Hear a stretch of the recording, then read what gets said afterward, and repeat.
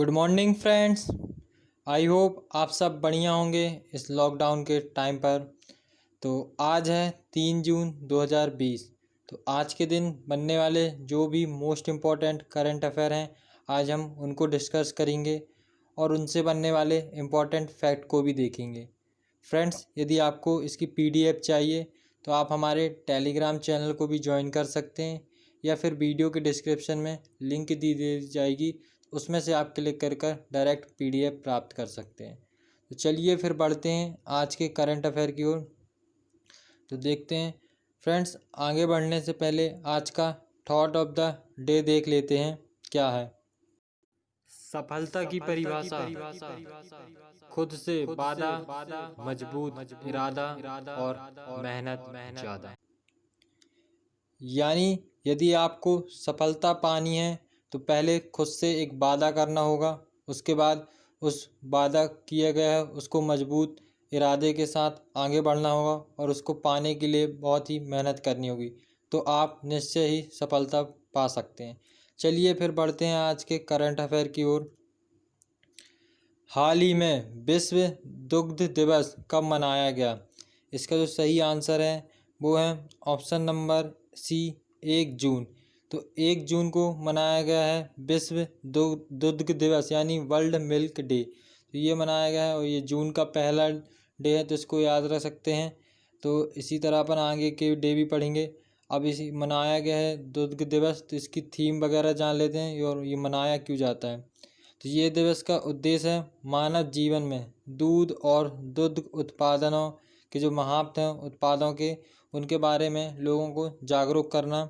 और ये जो इस बार 2020 में मनाया गया था, ये इसकी 20वीं वर्षगांठ थी।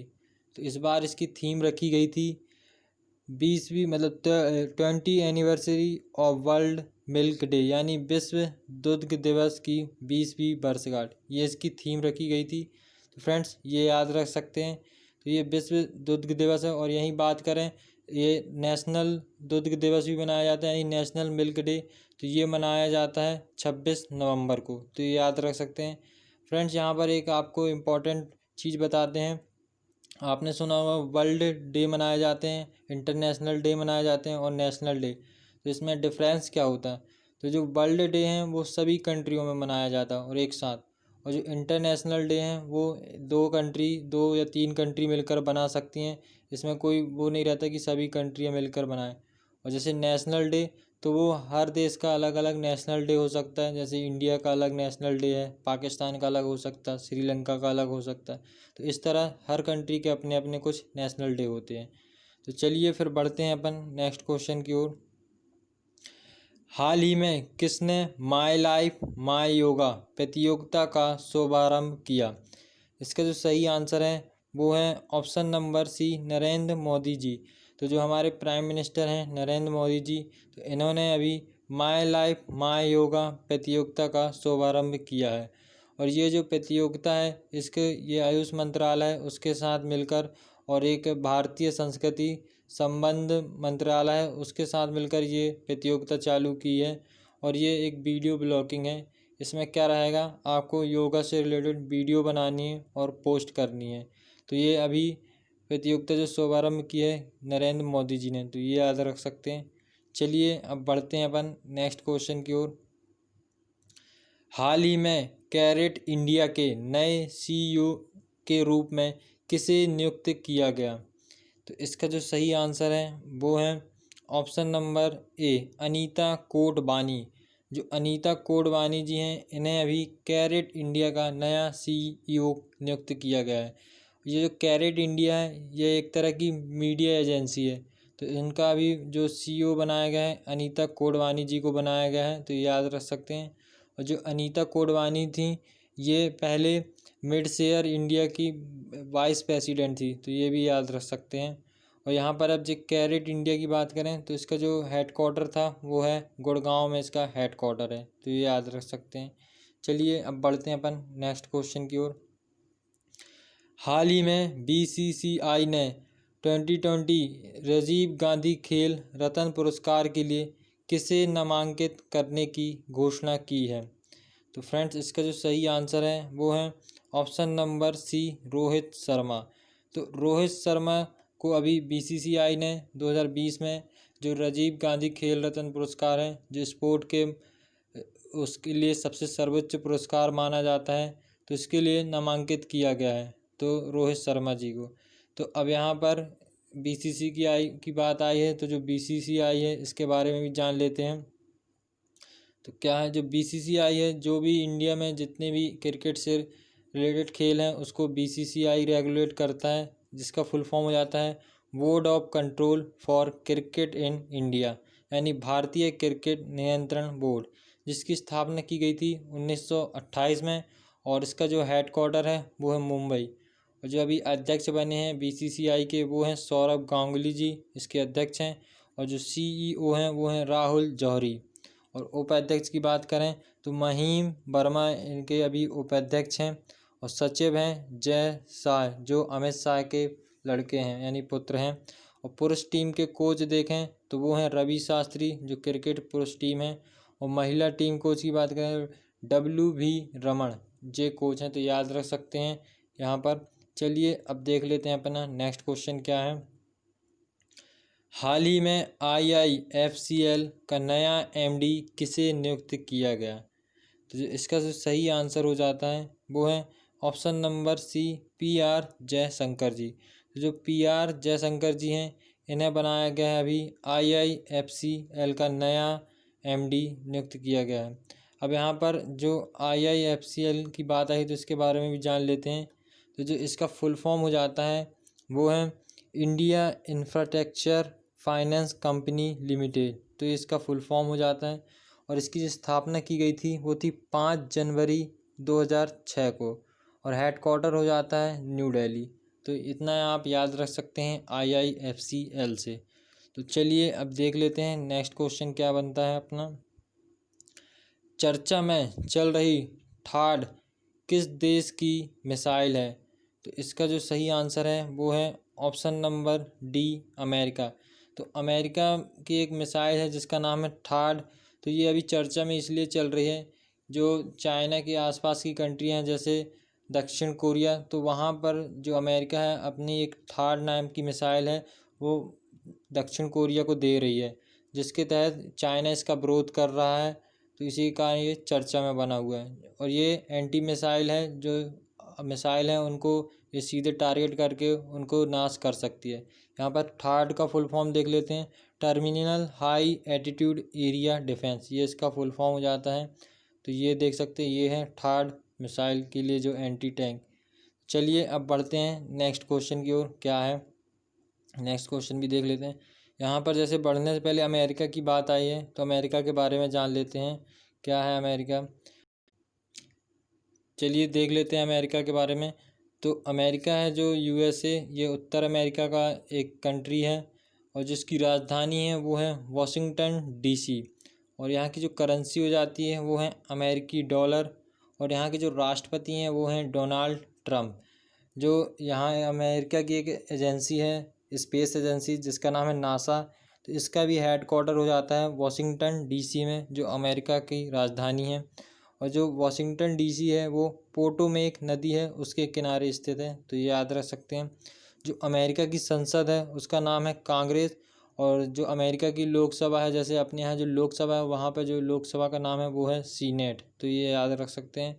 और एक मिसूरी नदी है जो USA की सबसे लंबी नदी है, तो ये भी आप याद रख सकते हैं। चलिए अब बढ़ते हैं अपन नेक्स्ट क्वेश्चन की ओर।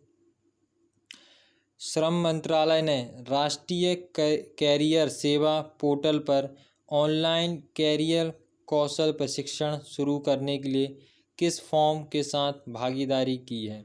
तो जो इसका सही आंसर है वो है ऑप्शन नंबर A, TCS। तो TCS के साथ अभी मिलकर जो श्रम मंत्रालय है इसने राष्ट्रीय कैरियर सेवा पोर्टल पर ऑनलाइन कैरियर कौशल प्रशिक्षण की शुरुआत की है। ये क्या रहता है, जैसे आपने अभी जब लॉकडाउन नहीं था तो कुछ कौशल प्रशिक्षण कराए जाते थे सरकार के द्वारा, जो 1 मंथ या 2 मंथ के होते थे। तो अब उसी को तहत TCS के साथ एक भागीदारी की है जो श्रम मंत्रालय, जिसमें ऑनलाइन कैरियर कौशल प्रशिक्षण दिया जाएगा। अब यहाँ पर TCS की बात आई है, तो जो TCS है इसकी स्थापना की गई थी 1968 में। और जिसके फाउंडर थे वो थे FC कोहली, इसके फाउंडर थे। और जो अभी वर्तमान में CEO हैं तो वो हैं राजेश गोपीनाथन जी, TCS के CEO हैं। और जो TCS की एक और कंपनी है टाटा सन्स, तो जो उसके जो चेयरमैन है वो हैं नटराजन चंद्रशेखरन। तो ये याद रख सकते हैं, जो टाटा सन्स के चेयरमैन है वो नटराजन चंद्रशेखर, और जो TCS के CEO हैं वो हैं राजेश गोपीनाथन। चलिए अब देखते हैं अपना नेक्स्ट क्वेश्चन क्या है। पेयजल मंत्रालय के सहयोग से नेशनल जियोग्राफिक चैनल ने किस सरकारी योजना के बारे में एक फिल्म जारी की है? तो जो इसका सही आंसर है वो है ऑप्शन नंबर बी, स्वच्छ भारत मिशन। तो अभी जो स्वच्छ भारत मिशन पर एक नेशनल जियोग्राफी ने एक छोटी सी डॉक्यूमेंट्री बनाई है, जिसे आप देख पा सकते हैं यूट्यूब में। जैसे ये स्वच्छ भारत के नाम से आप इसे सर्च करेंगे और इसके साथ आप लगा देंगे भारत की एक सैनिटाइज क्रांतिकारी, तो ये अभी गांव के हिसाब से एक बनाई गई है छोटी सी फिल्म है, जिसे आप यूट्यूब में सर्च कर कर देख सकते हैं। चलिए अब बढ़ते हैं अपन नेक्स्ट क्वेश्चन की ओर। क्या बनता है नेक्स्ट क्वेश्चन। हाल ही में मासिक धर्म स्वच्छता के बारे में जागरूकता फैलाने के लिए यूनिसेफ ने किस भारतीय को चुना है? तो जो इसका सही आंसर है वो है ऑप्शन नंबर जो बी है, मनुषी चिल्लर।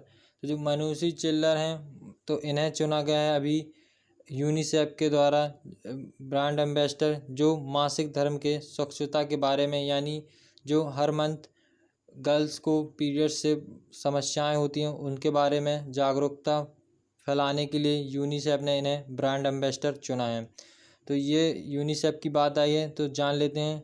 यूनाइटेड नेशन चिल्ड्रंस फंड इसका फुल फॉर्म हो जाता है, और इसकी स्थापना की गई थी 11 दिसंबर 1946 में। और इसका हेडक्वार्टर हो जाता है न्यूयॉर्क, और जिसके अध्यक्ष हैं वो हैं हेनरिटा फोर, इसके अध्यक्ष हैं, तो ये याद रख सकते हैं। चलिए अब देख लेते हैं नेक्स्ट क्वेश्चन क्या बना है। यहाँ पर मनुषी चिल्लर की बात करें तो इन्हें 2017 में मिस वर्ल्ड का खिताब जीता था इन्होंने, तो ये याद रख सकते हैं। चलिए देखते हैं अब नेक्स्ट क्वेश्चन क्या है अपना।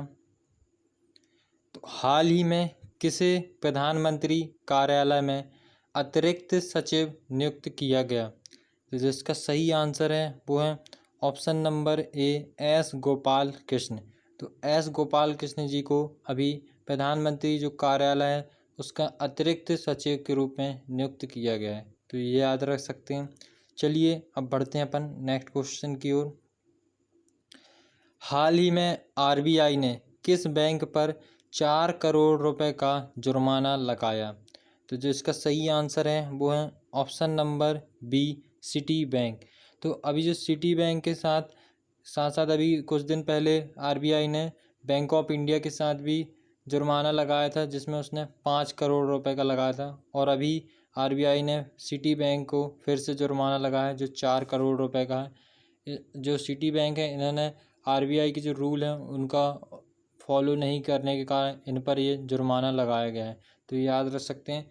अब यहाँ पर RBI की बात आई तो उसके बारे में भी जान लेते हैं। RBI के बारे में, जो RBI की स्थापना की गई थी वो थी 1 अप्रैल 1935 में, और जिसका नेशनलाइजेशन हुआ था वो था 1 जनवरी 1949 में।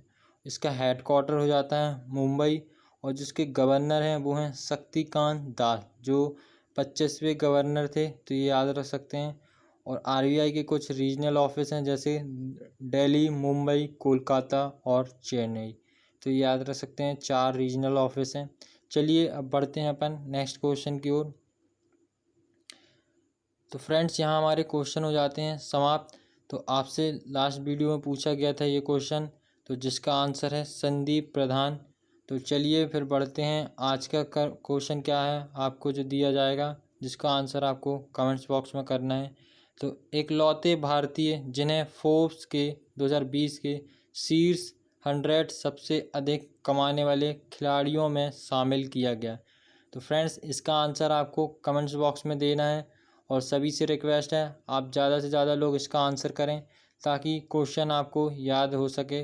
तो फ्रेंड्स यदि आप हमसे सोशल नेटवर्किंग में जुड़ना चाहते हैं तो आप हमारे जो इंस्टाग्राम पेज है आप इस नाम से उसको फॉलो कर सकते हैं, जिसमें डेली क्विज़ वगैरह कराई जाती हैं। और यदि आप हमसे फेसबुक पेज में जुड़ना चाहते हैं तो आप हमें इस पेज में जो नाम दिया गया है इससे सर्च करके इस पेज को लाइक कर सकते हैं। और आप हमसे इंस्टाग्राम पे भी इसमें टेलीग्राम पे भी जुड़ सकते हैं, जिसमें रोज़ाना आपसे PDF प्रोवाइड कराई जाएंगी जो करंट अफेयर से रिलेटेड हैं और भी अदर मटेरियल जो आपकी तैयारी को हेल्पफुल कर सके। और फ्रेंड्स, यदि आप हमसे व्हाट्सएप में जुड़ना चाहते हैं तो आप हमें इस नंबर पर भी मैसेज कर सकते हैं, या फिर इन सभी की लिंक आपको वीडियो के डिस्क्रिप्शन में दे दी जाएगी, तो उसमें से आप क्लिक कर ज्वाइन हो जाइएगा। तो फ्रेंड्स, यदि आपको हमारी वीडियो पसंद आई हो और कंटेंट, तो वीडियो को शेयर कर सकते हैं और लाइक कर सकते हैं, और जो हमारा क्यूकेस चैनल है इसको सब्सक्राइब कर सकते हैं। तो thank you for watching this video.